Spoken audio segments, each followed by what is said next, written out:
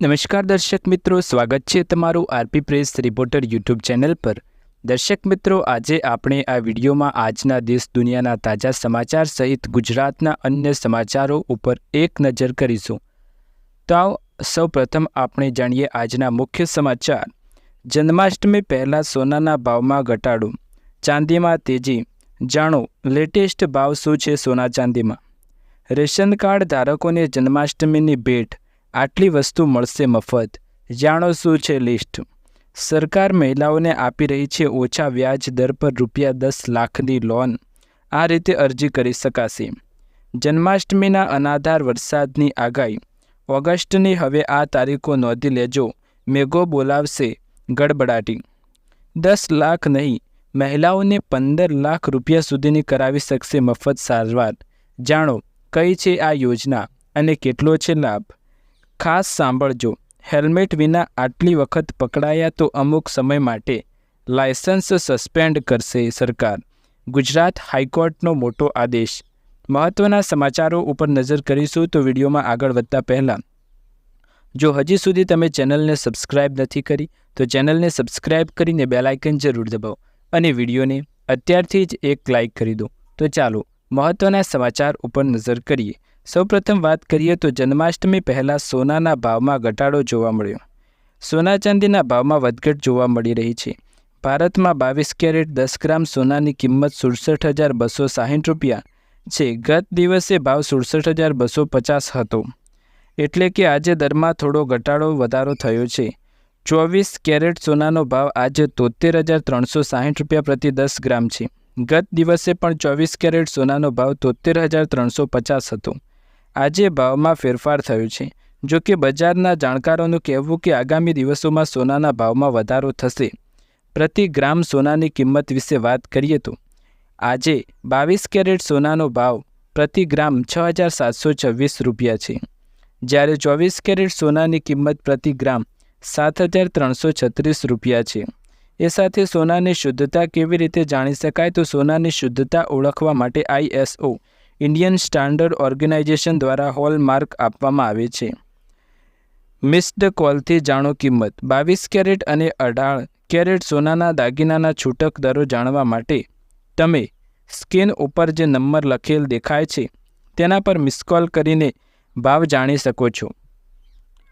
Hallmark પર ધ્યાન આપો। સોનું ખરીદતી વખતે લોકોએ તેની ગુણવત્તાને ધ્યાનમાં રાખવી જોઈએ। ગ્રાહકોએ હોલમાર્ક જોયા પછી જ ખરીદી કરવી જોઈએ। હોલમાર્ક એ સોના સરકારની ગેરંટી છે। Bureau of Indian standards BIS hallmark નક્કી કરે છે। Hallmarking scheme bureau of Indian standard act નિયમો અને નિયમોના હેઠળ જ કામ કરે છે। ત્યારબાદના મહત્ત્વના સમાચાર વિશે વાત કરીએ તો જન્માષ્ટમી, રાશન કાર્ડને લઈ સરકાર દ્વારા મહત્ત્વના સમાચાર। રેશન કાર્ડ ધારકોને જન્માષ્ટમીની ભેટ, આટલી વસ્તુ મળશે મફત। જન્માષ્ટમી નિમિત્તે સરકાર જાહેરાત કરે છે કે રાશન કાર્ડ ધારકોને ઘઉં, ચોખા અને બાજરી સાથે તેલ, ખાંડ, મીઠું, તુવેર દાળ વગેરે પણ આપવામાં આવશે। કોને કેટલા પ્રમાણમાં મળશે તેમજ કયા કયા જિલ્લામાં મળશે તે તમામ માહિતી નીચે આપણે તમને જણાવી દઈએ। ગુજરાત રાજ્ય સરકાર દ્વારા રાષ્ટ્રીય અન્ન સલામતી કાયદા હેઠળ આખા રાજ્યમાં 74 કરોડ રાશન કાર્ડ ધારકોને રાશનનો લાભ આપવામાં આવે છે। ઉપરાંત પ્રધાનમંત્રી ગરીબ કલ્યાણ અન્ન યોજના દ્વારા વિનામૂલ્યે મળવાપાત્ર વસ્તુઓ તેમજ મળવાપાત્ર જથ્થો વગેરેની માહિતી પણ આપણે તમને જણાવીએ। તેમાં ઘઉં, ચોખા, બાજરી, જુવાર, વસ્તુનું નામ ચણા, તુવેર દાળ, ખાંડ, જન્માષ્ટમી તહેવાર અંતર્ગત વધારાની ખાંડ, મીઠું, જન્માષ્ટમી તહેવાર અંતર્ગત ખાવાનું સિંગ તેલ, રાશન કાર્ડ દીઠ 1 લીટર પાઉચ હોય છે, તેની કિંમત ₹100 હોય છે, જ્યારે ચણા 1 કિલોગ્રામ ₹30, તુવેર દાળ 1 કિલોગ્રામ ₹50 અને ખાંડનો દર 1 કિલોગ્રામ પર ₹15 સરકાર દ્વારા માન્ય રાખવામાં આવેલો છે। ત્યારબાદના મહત્ત્વના સમાચાર વિશે વાત કરીએ તો સરકાર મહિલાઓને આપી રહી છે ઓછા વ્યાજ દર પર ₹10 લાખ સુધીની લોન। આ રીતે કરો અરજી। વિશ્વમાં સ્ત્રીઓ દરેક ક્ષેત્રમાં પ્રગતિ કરી રહી છે। ઘણીવાર પુરુષોની બરાબરી પર, જો કે તેઓ મુસાફરી, લગ્ન અથવા ઉચ્ચ શિક્ષણ જેવી કટોકટી દરમિયાન નાણાકીય પડકારનો સામનો કરી શકે છે. આવી પરિસ્થિતિઓમાં તેઓ ઊંચા વ્યાજ દરો ધરાવતા સ્ત્રોત પાસેથી ઉધાર લેવાનો આશરો લઈ શકે છે, જેનાથી નાણાકીય તાણ આવે છે. આ જરૂરિયાતોને પહોંચી વળવા માટે સરકાર મહિલાઓ પર્સનલ લોન સ્કીમ રજૂ કરી છે. મહિલા પર્સનલ સ્કીમ એ વિવિધ બેન્કો દ્વારા આપવામાં આવતી વિશેષ લોન છે અને ખાસ કરીને મહિલાઓ માટે ઓછા વ્યાજ દર લોન અરજીઓ આપવામાં આવે છે. આ લોન ઓનલાઈન અરજી કરી શકાય છે. પ્રક્રિયાને સીધી અને ઝંઝટ મુક્ત બનાવીને કોલેટર અથવા ગેરંટીની જરૂર નથી. મહિલાઓ એક સરળ કાગળ રહિત અરજી પ્રક્રિયા દ્વારા આ લોનનો લાભ ઉઠાવી શકે છે. તમે કેટલું ઉધાર લઈ શકો છો? મહિલાઓ તેમની જરૂરિયાતોને આધારે લોનની રકમ માટે અરજી કરી શકે છે. સામાન્ય રીતે રૂપિયા 10,000થી 5 લાખ સુધીની. જોકે કેટલીક સરકારી યોજનાઓ 10 લાખ સુધીની લોન ઓફર કરે છે.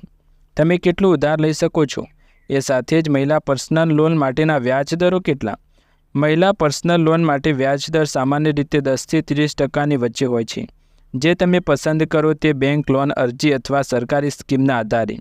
અરજી કરતાં પહેલાં સંબંધિત બેંક સાથે વ્યાજ દરો તપાસવાની સલાહ પણ આપવામાં આવે છે. મહિલા પર્સનલ લોનના લાભ. ઝડપી મંજૂરી. મહિલા પર્સનલ લોન સામાન્ય રીતે અન્ય લોન કરતાં વધુ ઝડપી મંજૂર થાય છે. ઘણીવાર અરજી કર્યાના 24 કલાકની અંદર લોનની રકમ સીધી તમારા બેંક ખાતામાં આવી જતી હોય છે. ન્યૂનતમ દસ્તાવેજીકરણ. આ લોન માટે ન્યૂનતમ કાગળની જરૂર પડે છે, જે તેને અનુકૂળ કાગળ રહિત વિકલ્પ બનાવે છે.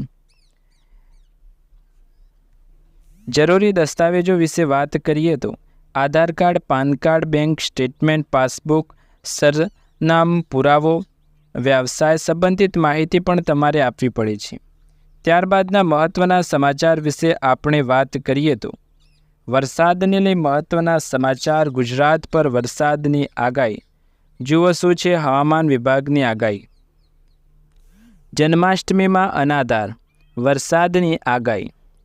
25 ઓગસ્ટ ગુજરાતમાં ભારે અતિભારે વરસાદની આગાહી અંબાલાલ પટેલે કરી છે. અંબાલાલ પટેલે કહ્યું કે આ દિવસો દરમિયાન મેઘરાજા ગુજરાત પર મન મૂકીને વરસશે. ખાસ કરીને આગામી સપ્તાહમાં ગુજરાતમાં વરસાદી વાતાવરણ રહેશે તેવી આગાહી હવામાન વિભાગ દ્વારા કરી દેવામાં આવી છે. આગામી 48 કલાક ખાસ કરીને ઉત્તર ગુજરાતના ભાગોમાં ભારે વરસાદ સાથે યલો એલર્ટ જાહેર કરવામાં આવ્યું છે. આજે સૌરાષ્ટ્ર અને દક્ષિણ ગુજરાતના જિલ્લાઓમાં પણ ભારે વરસાદ આગાહી છે. ત્યારબાદ વરસાદની સિસ્ટમનું જોર ઘટવાથી હળવાથી મધ્યમ વરસાદ ઝાપટા પડશે. ભારે વરસાદની આગાહી. ગુજરાતમાં ભારે વરસાદની હવામાન વિભાગને આગાહી કરી છે. ગુજરાતના અનેક ભાગોમાં વિરામ બાદ વળી પાછી હવે વરસાદની આગાહી કરાઈ છે. દક્ષિણ ગુજરાતમાં ભારે વરસાદની હવામાન વિભાગની આગાહી. વલસાડ, નવસારી, દમણમાં ભારે વરસાદની આગાહી કરાઈ છે. દાદરા નગર હવેલીમાં પણ વરસાદ થશે. અઠવાડિયામાં સમગ્ર રાજ્યમાં સારા વરસાદની શક્યતા. 26 ઓગસ્ટ ઉત્તર ગુજરાતમાં ભારે વરસાદની આગાહી કરી છે. બનાસકાંઠા, સાબરકાંઠા અને અરવલ્લીમાં પણ વરસાદની આગાહી વ્યક્ત કરવામાં આવી છે. ગુજરાતમાં સરેરાશ 27% વરસાદની ઘટ. ગુજરાતમાં સરેરાશ 27% વરસાદની ઘટ હોવાનું સામે આવ્યું છે. ગુજરાતના 13 જિલ્લાઓમાં વરસાદની અછતનું ઓરેન્જ એલર્ટ જાહેર કર્યું છે. ઓગસ્ટ મહિનામાં અનિયમિત વરસાદના લીધે વરસાદની ઘટ સર્જાઈ. ઉલ્લેખનીય છે કે ગુજરાતમાં 33માંથી 20 જિલ્લામાં વરસાદની અછત છે, જેમાંથી 13 જિલ્લામાં 20% કરતાં વધુ વરસાદની અછત હોવાથી ઓરેન્જ એલર્ટ મુકાયા છે. સુરેન્દ્રનગર જિલ્લામાં સૌથી વધુ 70.23% વરસાદની ઘટ જોવા મળી છે. ગુજરાતમાં વરસાદે ફરી જોર પકડ્યું છે. છેલ્લા 24 કલાકમાં 97 તાલુકામાં વરસાદ પડ્યો છે. અંબાલાલ પટેલની આગાહી. જાણીતા આગાહીકાર અંબાલાલ પટેલે પણ લેટેસ્ટ આગાહી આપી. તેમણે કહ્યું કે આગામી 26 ઓગસ્ટ ગુજરાતમાં ભારે વરસાદ પડશે, કારણ કે બિહાર અને બંગાળ તરફ થતો લો પ્રેશર ત્યાંની મધ્યપ્રદેશ અને ગુજરાતમાં થશે. અરબ સાગરની સિસ્ટમ મજબૂત થશે. ગુજરાતમાં ભારે વરસાદની શક્યતા છે. ઉત્તર ગુજરાતમાં અતિભારે વરસાદ પણ પડી શકે છે. 26મી પછી વધુ એક સિસ્ટમ સક્રિય થશે. સપ્ટેમ્બર અને ગણેશ ચતુર્થીના દિવસે પણ વરસાદની શક્યતાઓ હવામાન વિભાગ દ્વારા વ્યક્ત કરવામાં આવી છે. ત્યારબાદના મહત્ત્વના સમાચાર વિશે વાત કરીએ તો આયુષ્માન ભારત કાર્ડને લઈ મહત્ત્વના સમાચાર। હવે 10 લાખના બદલે મહિલાઓને 15 લાખ રૂપિયા સુધીની સારવાર આપવા માટે સરકારની મોટી જાહેરાત વિચારણા કરવામાં આવી રહી છે। આવો શું છે નિયમોમાં ફેરફાર, જાણીએ। આયુષ્માન ભારત નરેન્દ્ર મોદી સરકારની પ્રમુખ સ્વાસ્થ્ય યોજના છે, જેને દુનિયાની સૌથી મોટી યોજના ગણાવાય છે।